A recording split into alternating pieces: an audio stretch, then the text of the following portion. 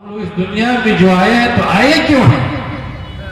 دنیا کے لیے آئے، دولت کے لیے آئے، کوٹھی بنگلے کے لیے آئے، سیم و زر کے لیے آئے، سیاست کے لیے نہیں۔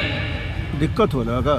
قرآن حکیم نے یہ بات واضح کر لیا ہے کہ مسلمان تمہاری زندگی دولت کے لیے نہیں، کوٹھی کے لیے نہیں، سیم و زر کے لیے نہیں، تمہاری زندگی کس کے لیے؟ اللہ اور اللہ کے رسول کی اطاعت اور بندگی کے لیے۔ اور صاف آ رہا تھا وہ کالے کے لیے وقت نہیں ہے۔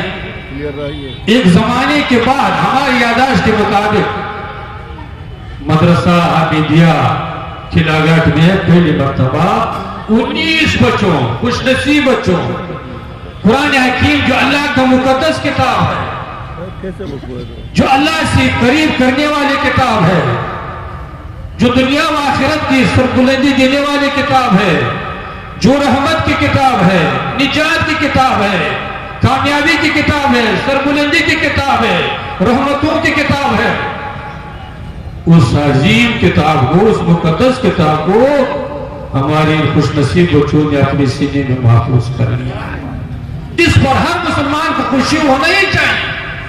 آج تو یہ ہونا چاہیے یہاں کے آس پاس کے جتنے مسلمان تھے سب کو اس محفل میں آنا چاہیے، خوشی کا اظہار کرنا ہی چاہیے، لیکن ہمارا قوم دین کے معاملے میں، قرآن کے معاملے میں، شریعت کے معاملے میں اتنا جامد ہو چکا ہے، اتنا غافل ہو چکا ہے۔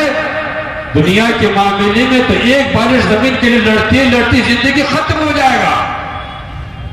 دنیا کے معاملے میں، تجارت کے معاملے میں، کاروبار کے معاملے میں، سیاست کے معاملے میں، آپس میں جھگڑے کے معاملے میں تو جان دینے کے لیے تیار ہو جائے گا، لیکن ہمارے کام قرآن پر حملہ ہو جائے، شریعت پر حملہ ہو جائے تو جان تو دور کے بات ہے، اس کی پیشانی پر ذرا غم کبھی اظہار نہیں ہو رہا۔ اتنا دین سے دور ہو چکا ہے، اور نتیجہ کیا ہے؟ نتیجہ یہ ہے کہ دنیا میں بھی تو ذلت کا سامنا کرنا پڑے گا، سر جھکا کے آپ کو چلنا ہی پڑ رہا ہے۔ یہ تو دنیا کی ذلت ہے، اصل ذلت دنیا کے بعد قبر میں جانے کے بعد شروع ہو جائے۔ اصل ذلت تو مرنے کے بعد شروع ہونے والی ہے۔ یہ مقلع، یہ مکان، یہ کوٹھی، یہ بنگلہ، یہ دنیا دولت، یہ کوئی چیز کام آنے والا نہیں۔ قرآن کی عظمت آپ کے دل میں ہوگا تو دنیا میں بھی سر بلند رہیں گے، دنیا میں بھی کامیاب رہیں گے، دنیا میں بھی سر اٹھا کر چلتے رہیں گے، اور جب قبر میں پہنچ جائیں گے یہ قبر کیا بنے گا؟ روضۃ من ریاض الجنہ، جنت کے باغچوں میں سے باغچہ بن کر کرنا ہے۔ جب قرآن کی عظمت آپ کے دل میں ہو، قرآن کی تلاوت آپ کی زبان میں ہو تو پھر کیا ہوگا؟ دنیا میں بھی رحمت ہوگی، دنیا میں بھی برکت ہوگی، دنیا میں بھی سربلندی ہوگی، اور دنیا سے رخصت ہو جائے، قبر جیسے جگہ میں پہنچ جائیں گے جہاں کوئی انسان اترنے کے لیے تیار نہیں، تصور کرنے کے لیے تیار نہیں۔ وہی قبر کیا بنے گا؟ حضور فرماتے ہیں کہ اس کے لیے جس کے دل میں قرآن کا عظمت ہو، زبان پر قرآن کی تلاوت ہو، قرآن کی محبت اس کے دل میں ہو، حضور کی محبت اس کے دل میں ہو، تو کیا ہوگا؟ وہی قبر کیا بنے گا؟ روضۃ من ریاض الجنہ، جنت کے باغچوں میں باغچہ بن کر کے رہا ہے۔ آج کیا سب کچھ نہیں ہو رہا ہے؟ ہر قوم میں ایک اتفاق و اتحاد کا جذبہ ہے، اس کے پاس کوئی کتاب نہیں، کوئی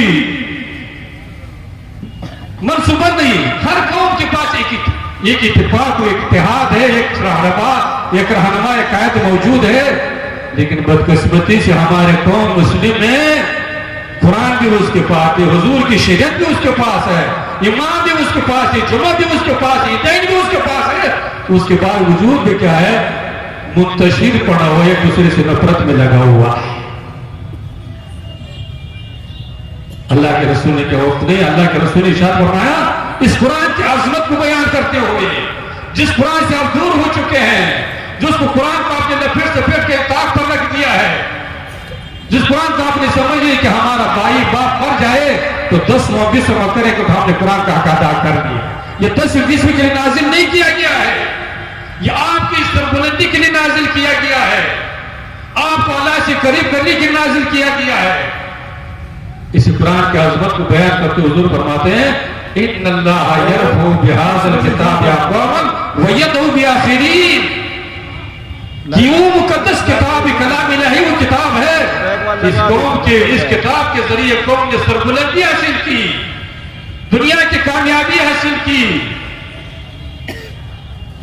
اور یہی قوم دنیا سے جب جائے گا قبر میں بھی کامیاب رہے گا, میدان محشر میں بھی کامیاب رہے گا, اللہ بھی اس سے راضی ہوگا, اللہ کے رسول بھی راضی ہوگا, جنت بھی اس کو بھی نہیں. وہ کون سا قوم ہوگا؟ وہ کہوں گا صحابہ کرام کا قوم تھا جن کے دل میں قرآن کی عظمت موجود تھی, زبان پر قرآن کی تلاوت موجود تھی. کسی سنگل آدمی روایت میں آتا ہے کہ حضرت ابو موسیٰ اشعری جو حضور کے جلیل القدر صاحب ہمارے علماء تشریف فرما کیا کر رہے ہیں؟ قرآن کی تلاوت کر رہے ہیں. سبحان اللہ, قرآن کی مسجد نبوی کو تشریف فرما, قرآن کی تلاوت ہو رہی, اللہ کے رسول پیچھے سے سن رہے ہیں. تلاوت کون کر رہا ہے؟ حضرت ابو موسیٰ اشعری. اور سننے والا کون ہے؟ جس پر قرآن کو نازل کیا, جس کے دل پر قرآن کا نزول ہوا ہے, وہ سن رہے ہیں. جب حضرت ابو موسیٰ اشعری نے قرآن کی تلاوت ختم کر لی اور پیچھے سے جا کے کیا کرے کہ اللہ کے رسول سن رہے ہیں. اللہ کے رسول ارشاد ہوا کہ ابو موسیٰ اشعری بہت بہترین انداز میں قرآن پڑھ رہے تھے. حضرت ابو موسیٰ اشعری نے کہا یا رسول اللہ, اگر ہم کو یہ معلوم ہوتا کہ اللہ کے رسول ہمارے پیچھے میں سن رہے تھے تو حضور زیادہ کیا بڑھتا کفر ارشاد پڑھ رہے. آج مسلمان قرآن پڑھے گا, آج مسلمان کیا کرے گا؟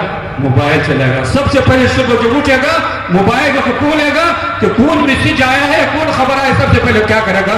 موبائل کو کھولے گا. قرآن کو کھولنے کے لیے مسلمان تیار تھا. ایک زمانہ تھا کہ فجر کے بعد ہر گھر سے قرآن کی تلاوت کی آواز آ رہی تھی. ہم لوگوں نے اپنا کاموں سے سنا ہے. مسجد سے جو لوگ جا رہے تھے گھروں کی طرف, محلوں کی طرف, تو گھروں سے کیا آواز آ رہی تھی؟ قرآن کی تلاوت آواز آ رہی. اور آج کیا آواز آ رہی؟ موبائل کی آواز آ رہی اور ٹی وی کی آواز آ رہی, لڑنے اور جگڑنے کی آواز آ رہی ہے. تو اللہ کے رسول نے کیا ارشاد فرمایا؟ ان اللہ یرفع بہذا الکتاب اقواما, یہ وہ مقدس کتاب ہے, اگر اس کتاب کو اپنے سینے سے لگایا اور اس پر عمل کر لیا تو دنیا کی پریشانی بھی ختم, ظالم و جابر بھی ختم, دنیا میں بھی چمکتے رہیں گے, کل بروز معاشر بھی اللہ کا راضی ہوگا. اللہ کے رسول آگے حضور نے فرمایا وَيَدْعُ بِآخِرِينَ, اور ایک ایسے بدقسمت قوم ہوگا جو قرآن سے دور ہو جائے گا, شریعت سے دور ہو جائے گا, حضور کی سیرت سے دور ہو جائے گا. اس کو کیا ہوگا؟ دنیا کا ذلت کا بھی سامنا کرنا پڑے گا, اور کل بروز معاشر میں بھی کیا ہوگا؟ ذلیل و رسوا ہو ہی جائے گا. وہ کون قوم ہے؟ وہ ہم. دنیا میں کیا ذلت ہو رہی ہے ہر آدمی جانتا ہے, اس کو بیان کرنے کی ضرورت. ابھی حالات کیسے چل رہے ہیں؟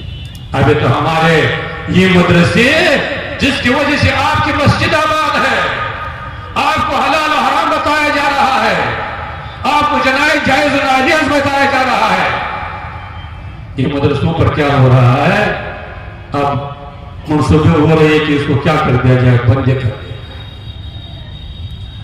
جب مدرسہ نہیں رہے گا, قرآن کی تعلیم نہیں ہوگی, شریعت کی تعلیم نہیں ہوگی, کیا ہوگا تو مسلمان نام مسلمان کا ہوگا, لیکن اس کو نماز پڑھنے کا طریقہ بھی معلوم نہیں ہوگا, وضو بنانے کا طریقہ بھی معلوم نہیں ہوگا, جائز و ناجائز کا بھی پتہ نہیں ہوگا.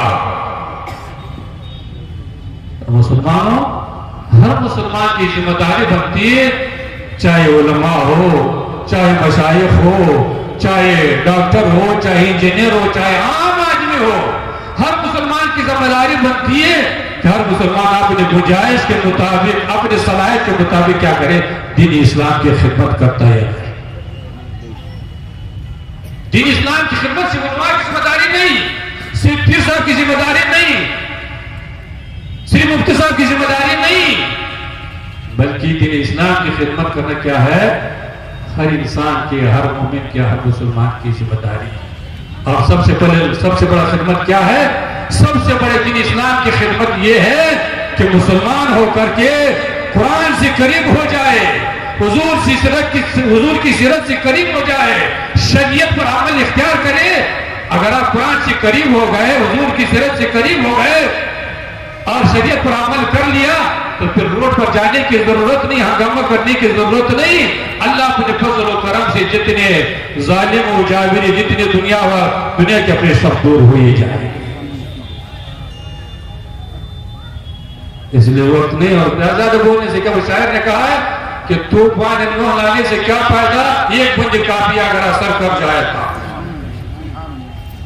وہ شاعر کہتے ہیں کہ وہ تیز سربلند زمانے میں حامل قرآن ہو کر، ہم لوگ ہیں رسوائے زمانہ تاریخ قرآن ہو کر۔ تو مسلمانوں کامیابی چاہتے ہو، ہمارے مدرسہ حامدیہ میں پہلی مرتبہ ہمارے یادداشت کے مطابق 19 بچوں کی دستربندی ہوئی ہے۔ اس یہ معلوم ہوتا ہے کہ ہمارے نئے کمیٹی جو بنی ہوئی ہے، جو تازہ کمیٹی بنی ہوئی ہے، وہ کیا ہے؟ ایک متحرک کمیٹی ہے۔ اور ہمارے مدرس اللہ تعالیٰ ان لوگوں کے جذبہ کو قبول فرمائے، وہ بھی اس ملک میں کیا چکا ہے کہ اپنی ذمہ داری کا احساس ہو چکا ہے اور ان لوگوں میں تعارف ہو چکا ہے۔ اور میں تو اور بھی گزارش کروں گا کہ یہ مدرسہ حامدیہ آج کا نہیں، یہ بہار کے سب سے قدیم رسولی مدرسہ ہے۔ اور جیسے کہ ہمارے سبحانی صاحب نے جو ہمارے دربند کمیشنری کے قاضی بھی ہیں، انہوں نے فرمایا ہمارے والد مرحوم حضور علی اسی مدرسے میں تعلیم حاصل کر چکے ہیں۔ اور بڑے بڑے علماء، بڑے بڑے متقی اور پرہیزگار اسی مدرسہ حامدیہ سے کیا ہوتے فارغ ہوئے چکے ہیں۔ ہمارے بڑے حضرات جانتے ہیں ہوں گے۔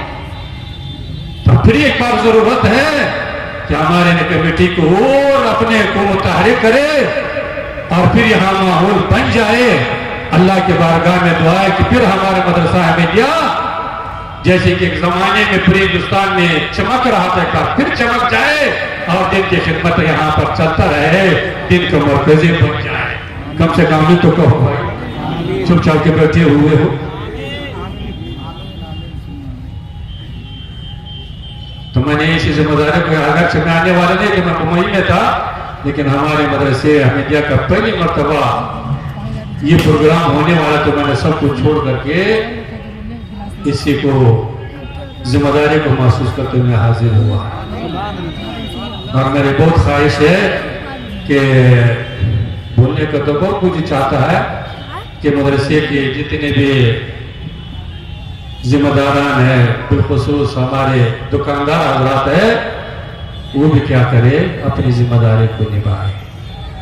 اور اس لیے کہ موت کا کوئی بھروسہ نہیں، اور یہ بھی ہر مسلمان کو معلوم ہے کہ مرنے کے بعد زندگی کا حساب دینا ہی پڑے گا۔ کتنا آپ دنیا میں چالاکی کریں گے، مرنے کے بعد آپ کا چالاکی چلنے والے نہیں۔ اس لیے جانے سے پہلے جو آپ کے اوپر ذمہ داری بانٹی ہے، اس ذمہ داری کو ادا کر لیجیے۔ نو تو مرنے کے بعد کیا ہوگا، یہی قبر۔ حضور فرماتے کہ یہ قبر کیا بنے گا، حفرۃ من حفر النار، جہنم کے گڑھوں میں سے گڑھا بن کر کے رہے گا۔ اللہ جل شانہ کی بارگاہ میں دعا ہے کہ اللہ اس محفل پاک کو قبول فرمائے، اور ہمارے نئے کمیٹی اور ہمارے مدرسوں نے جو محنت کی اور آپ نے جو تعاون کیا ہے، اللہ سب کی محنتوں کو قبول فرمائے، سب کے تعاون کو بھی قبول فرمائے۔ اللہ کو بھی اور ہم کو بھی، ہر مسلمان کو قرآن پر، شریعت پر، حضور کی سیرت کے مطابق زندگی گزارنے کی توفیق عطا فرمائے۔ وآخر دعوانا الحمدللہ۔